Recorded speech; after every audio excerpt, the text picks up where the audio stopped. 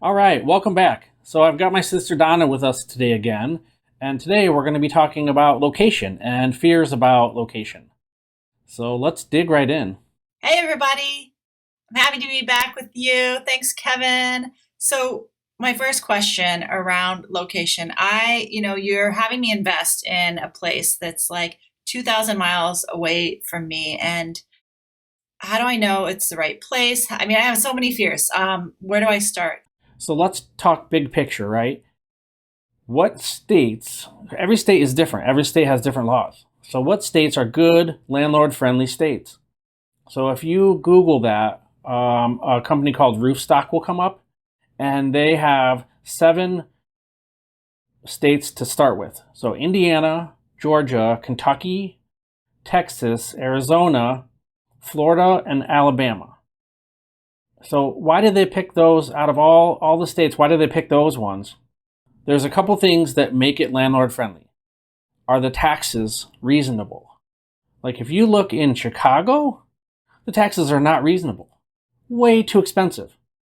But so let's look at other states. Like they should be about 1% of the value of the house. Sometimes 2% is okay. Um, For example, in Indiana, the taxes are 2% of the assessed value for an investment property, 1% for owner occupied, 3% for commercial across the entire state. Super simple. The counties may have little overrides for sewer abatements or sewer fixes or other kind of stormwater remediation, things like that. They're going to be fairly minor, most likely. You might even see like a sidewalk rider in a neighborhood gets a new sidewalk and charges all the owners a small fee over 20 years or something. So Okay, so what you're saying is I want to find a landlord friendly state, and one of the parameters for a landlord friendly state is it needs to have low property taxes, and those property taxes should be 1 to 2% of the value of the house. Is that correct? hmm that's correct. Yep. Okay, so let's move on to another thing that makes it landlord friendly: eviction laws. What if you get a tenant that can't pay? Like what if you get a tenant that can't pay? How do you get them out of there, right? So a lot of these landlord friendly states will have a 10-day notice to pay, and if they don't, like 10 to 15, 5 to 15 days, it depends on the state. If they don't pay, then you can start filing the eviction lawsuit, and usually within 30 to 40 days, 45 days, you can get them evicted out of the property. What you don't want is a place that someone moves in and you can't get them out of there. They don't pay and there's no way to remove them. So also there's these new COVID overlays that happened. So look into that as well to see how did that impact the state. So that's the eviction piece. First thing I look for, landlord friendly state. There's 7 of those. I look for low property taxes and I look for good eviction laws that are landlord friendly. So if someone doesn't pay, I can kick them out really quickly. So this is helpful in kind of narrowing it down where I start searching. What are other things that I need to look at for landlord friendly states? Yeah, so there's rules around security deposits. We won't get into too much detail there, but you need to know how that's handled in your state, and your property manager you can ask them that question. Typically, you want to be able to use some of that security deposit for damages, and you want to be able to hold it long enough that you found all the damages until you give that back to them. So not a big deal. And also, what if a tenant damages your property? What are the laws around terminating their lease? And how fast can you get them out if they're damaging the place? Can you terminate their lease even if they're paying or if they're not? So those are also questions you want to ask your property manager. But a state that has friendly landlord rights is going to be like if the tenant damages the property, they terminate their lease. That terminates their lease. That's something you need to ask. So I'm understanding that I have like these 7 states as I'm shopping for real estate to pick from. And what, like, okay, narrowing it down from there. I found the state. What about county laws and city laws? And what about, as we're talking about laws around which places are landlord friendly? What do I have to know about that? Most of these states are state specific. So if you pick a state, you should be fine. I would say that, there may be a few counties that have specific rules, but you're going to find that straight away. As you go into that county, or that you can call the Chamber of Commerce, ask them if they know of anything like that. The property manager, though, like, so say you pick a state, and you pick two states, and you dig in a little bit deeper, and you pick two towns, then you ask those questions. But every one of these 7 states that Roofstock said, Indiana, Georgia, Kentucky, Texas, Arizona, Florida, and Alabama, are going to be they're going to be very landlord friendly. You're not going to have much trouble with that. That's really helpful. So as far as when I'm looking in these states, should I be looking in a big city? Should I be looking in a suburb, in a small town? Like, how do I narrow it down from there? Let's dig in and think about our little grandma house strategy, because this thing that we're teaching you is very specific. So as we dig into a market, you can look in a big city, but I like to look in these little small 100 to 200,000 people population towns outside of big cities. That's where you're going to find a lot of these little grandma houses, and you can dig right into the town and learn it, and that'll be a good place to start. So now we've picked a couple states, and then we've picked a couple small cities within an hour's drive or so of these big cities. Now, we want to find an anchor in the town. So that's one of the key components that we look for. Does it have a big hospital? Does it have a university? Does it have a couple big employers that have been there a really long time? Some kind of anchor that supports that town and keeps it there. A school is a great, or a military base, or both. If you can get 1 or 2 or 3 of these in the town, you found a town that is most likely something you should dig a little bit deeper into. So what are some things to watch out for when I'm researching these small towns? Now let's dig. That's a great question. Let's dig deeper into specific, like, neighborhoods.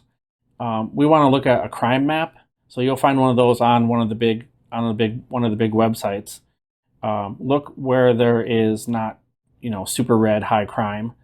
And then you want to look at the streets. Go on or Google Maps and drive the street on your computer and look at the neighborhood. Is there junk cars out front?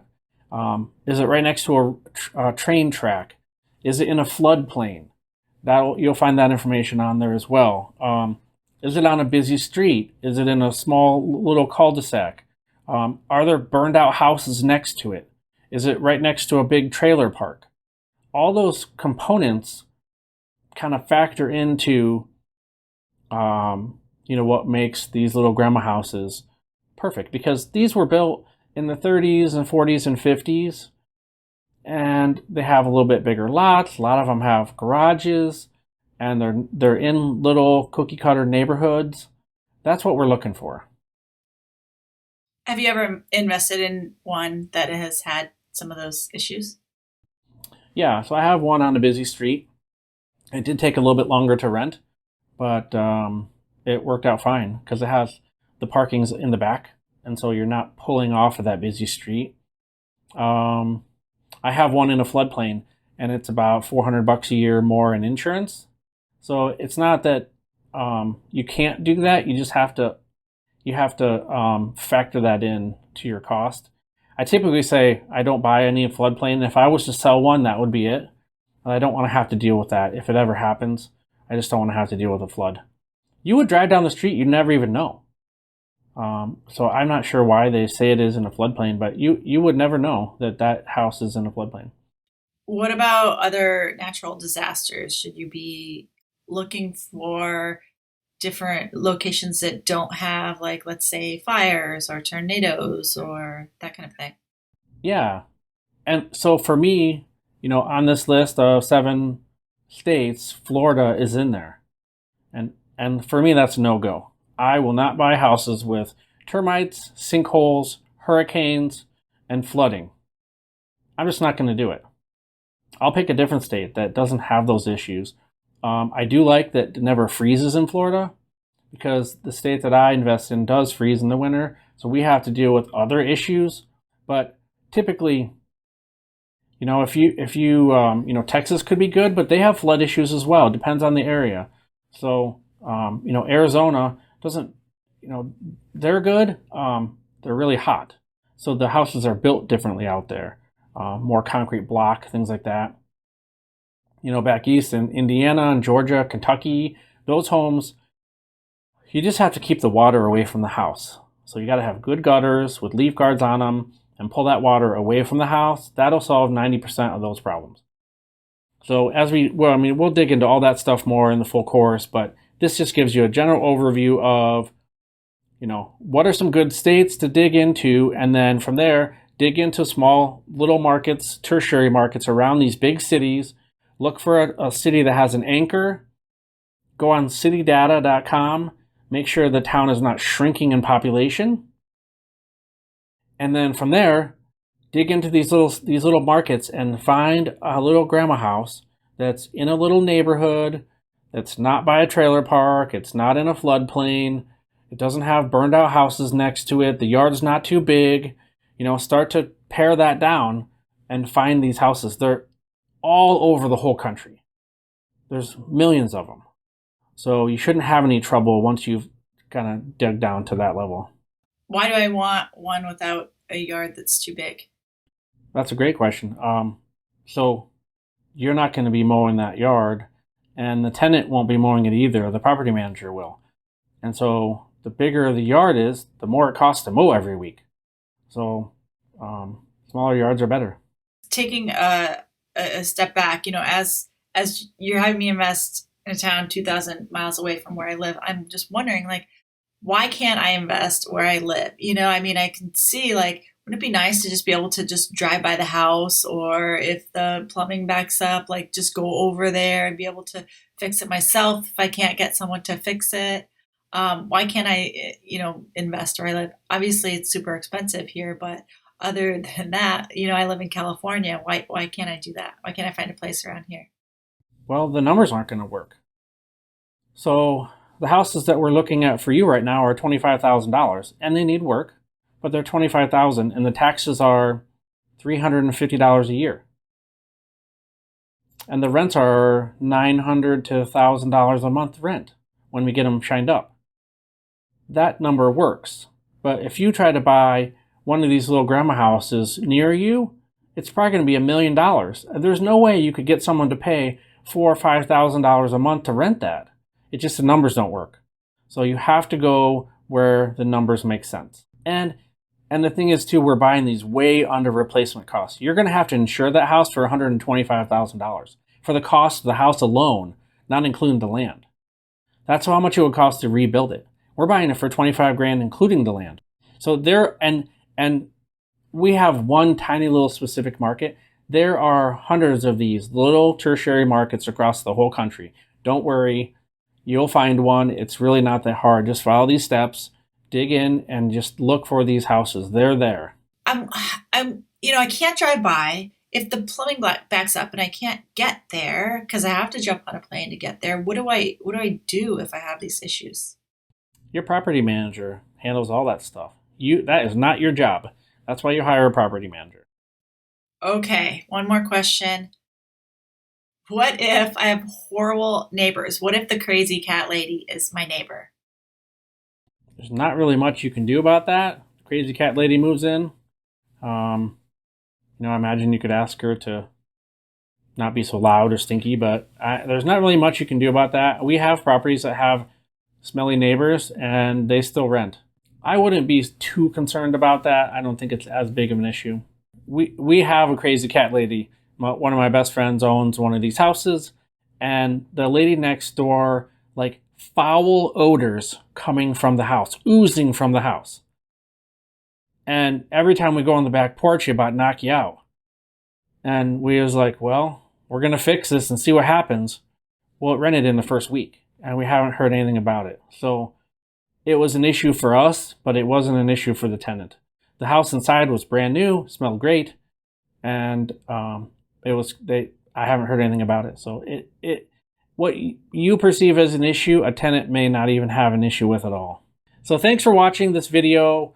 It's super exciting to teach you guys this little grandma house strategy. Next week, we're going to be talking about contractors, how to fix up a house, how to get multiple bids, how to make sure your contractor doesn't steal a bunch of money from you. Super important stuff. I've learned a lot in this area, and I really want to show it to you guys. So like and subscribe so you can get notified of our next video down below. Thank you very much. Have a great day.